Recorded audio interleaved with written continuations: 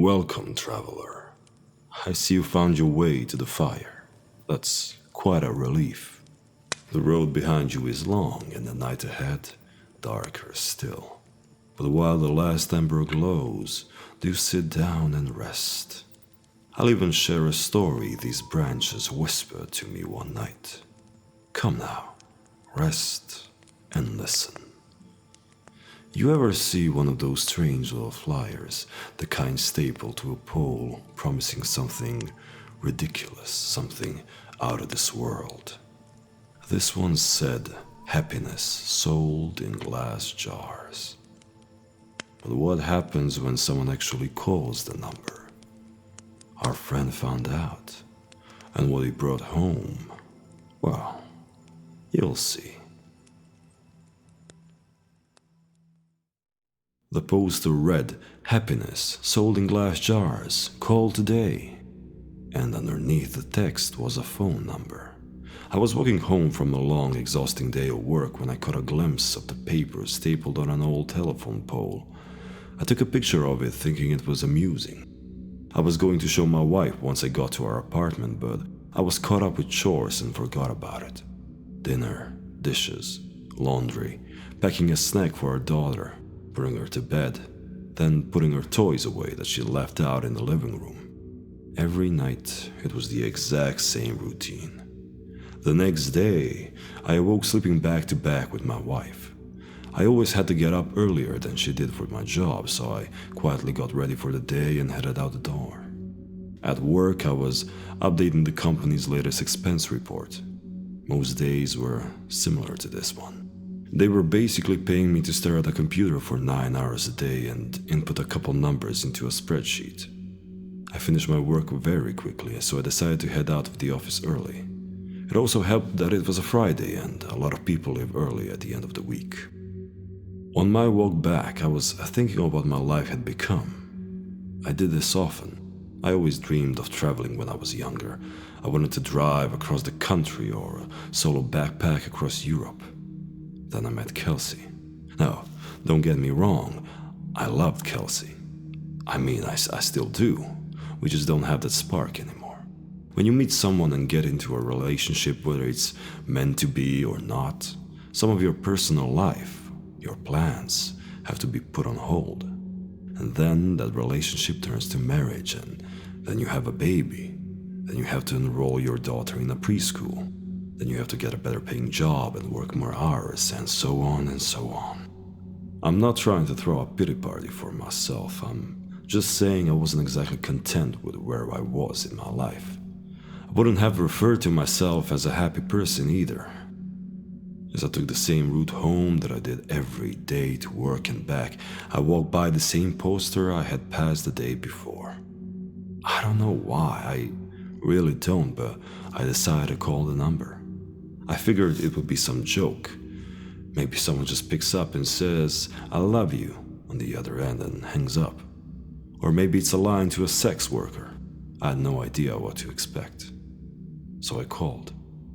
It only rang once before someone picked up. Hello? A woman said. Hi, I'm calling about your poster, your ad. Oh, awesome, she said calmly. When do you want to pick it up? Pick what up? The jar, she said, like it was the most obvious thing in the world. Oh, of course. I realized then that I had left work early without telling Kelsey, so I could just go pick it up now and she'd be none the wiser. What exactly is it? I mean, that you're selling? I just told you.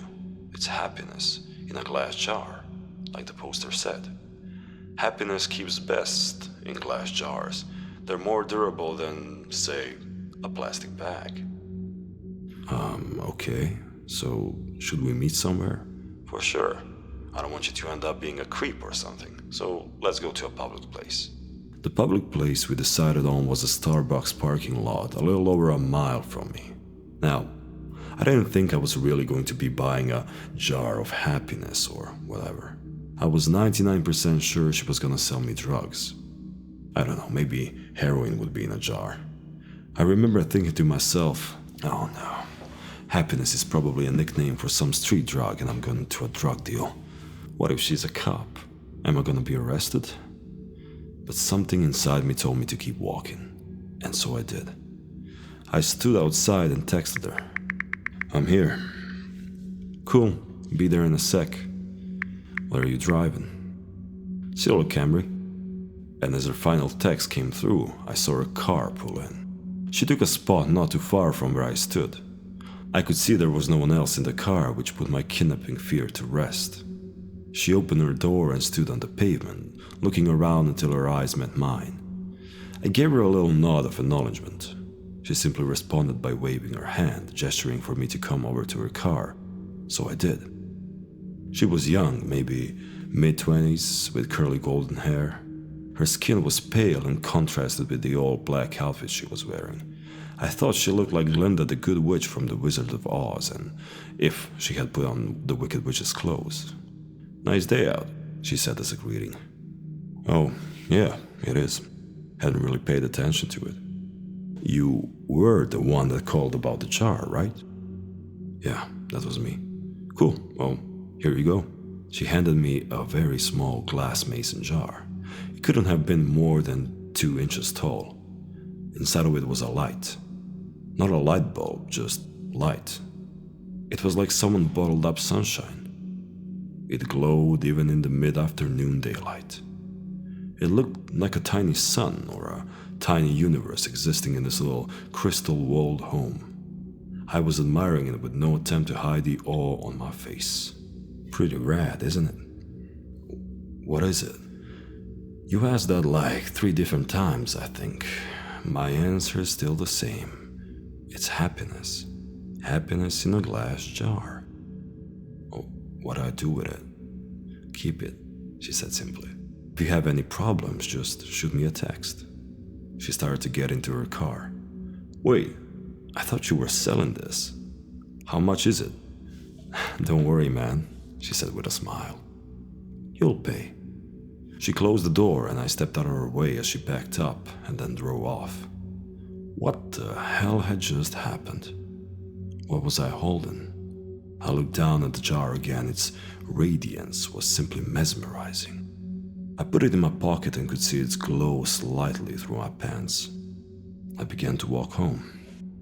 What was just a nice sunny day quickly changed into a rainy one with clouds wrapping the sky.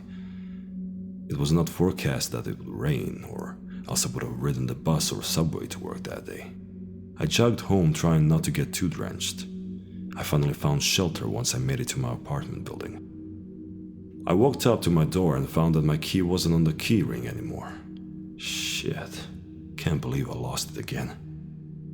I knocked on the door and said in a somewhat loud voice, "Hey babe, it's me. I don't know what happened to my key." I heard the door being unlocked from the other side. When the door opened, I was greeted by a large, heavy-set man with greasy hair and an unkempt goatee. "I think you got the wrong door, bud." "Oh," I said, disoriented. "My bad, sorry. Have a good one." He let out a chuckle as he closed the door.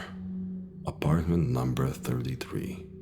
I know that was my apartment. I know it was. I'd been in the same apartment for 5 years now, but that was not my apartment. From what I could see inside, all the furniture was different and it was painted a different color. It was all wrong. I felt like I'd hit my head and was drugged. In that moment, nothing made sense. I pulled out my phone to call Kelsey so she could calm me down and tell me I just got confused for a second. But her contact wasn't in my phone. In fact, nothing was in my phone. I had no messages with her, no previous calls, no pictures. It was like my phone reset to its factory settings. Did that girl somehow switch my phone out when I wasn't looking? I would have just dialed Kelsey's number manually, but I couldn't quite remember it. I'd known it by heart before, but not anymore. I needed to get back to the office. I had all my contacts backed up on my work computer. Since it was still raining, I hopped on the bus, which had a stop right in front of the apartment complex. I rode downtown towards my office, the whole time staring at my wet shoes, wondering what the hell was going on. We have a keycard access to our building, so only authorized personnel can get inside. I always keep my access card in my wallet, like always. But surprise, surprise, it wasn't there. I buzzed into the speaker we had for guests with appointments or employees as a backup in case anyone lost or forgot their card. Hey, this is Tim. I must have lost my card. My employee number is... I stopped as I drew a blank. A voice came back through the speaker. Tim, you got cut out. What's your employee number? I can't remember. That's fine. Just tell me your full name and department. Finance. I'm in finance. My full name is Tim Brooks. 1 sec. About 30 seconds later, the man spoke to me again. We don't have a Tim Brooks working in this building. Did you have an appointment with someone? I backed up in surprise, almost tripping on my own feet. I'd just been in that office an hour or two ago. I felt like I was getting Alzheimer's but going through every stage in one day. I stared at my hands, unsure if I was in the right body. I felt like the world around me was disintegrating. I wasn't in control. I was merely singing inside somebody else's head, watching the world through their eyes. Just then, I got a text. I recognized the number instantly. It was that girl, the one who gave me the jar. I'd forgotten all about it until I saw her text. Hey, how's it going? I looked at my phone dumbfounded. It made me angry she was so nonchalant about this. She knew what was going on. She had done this somehow. What the hell did you do to me? The worst is yet to come.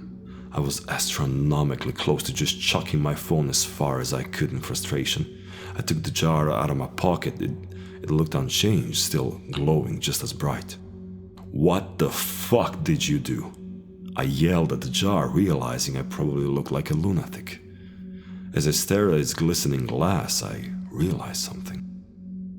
I didn't know what my wife's face looked like anymore. I knew her name. I know it started with a K, or maybe a C. I couldn't picture her in my mind. I knew I had a wife. I knew I did. Yes, because I had a daughter. I had a wife and a daughter. I just couldn't remember their faces then, or their names, or their birthdays, or any memories I had with them. But I know they existed. They did exist. I had just seen them that morning, right? I couldn't remember how she looked or what she smelled like, but what was our first date? We had a wedding, right? What about our first kiss, or my daughter? Or was it my son? Maybe I didn't even have a kid, but my wife or girlfriend, she was real. I knew she was. The thought was tearing me apart. I couldn't see her in my head. I couldn't recall a single fact about her. I was standing outside the same building, but I was unsure why I was. Did I work there? I mean, I must work somewhere. The rain was accompanied by a chilly wind now. It was whipping at my face, making my nose and cheeks sting. I wanted to go home. I wanted to be with her. I wanted to be warm. I wanted to go in a shitty office job that kept a roof over my head. I wanted all of that. I was soaking wet. I was miserable. I couldn't remember my parents or my childhood. Did I even have any friends? Why was I standing in the rain? I looked down at my hand. I was still clutching the jar. The only memory of my entire life I could concretely remember was the girl giving it to me, telling me it was happiness. This did not bring happiness. It brought pain. It brought suffering. I was more miserable in that single moment than I'd ever been in my entire life. My phone buzzed. Break the jar, Tim. I looked at my other hand. With the setting sun and the rainy sky, I swear the jar glowed brighter than any streetlight near me.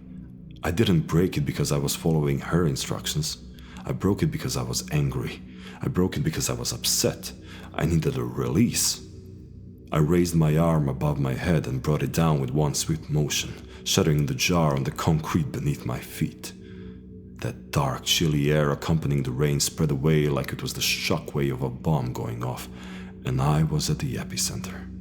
I saw the warm yellow light from inside the jar spread rapidly across the ground and ascend into the sky.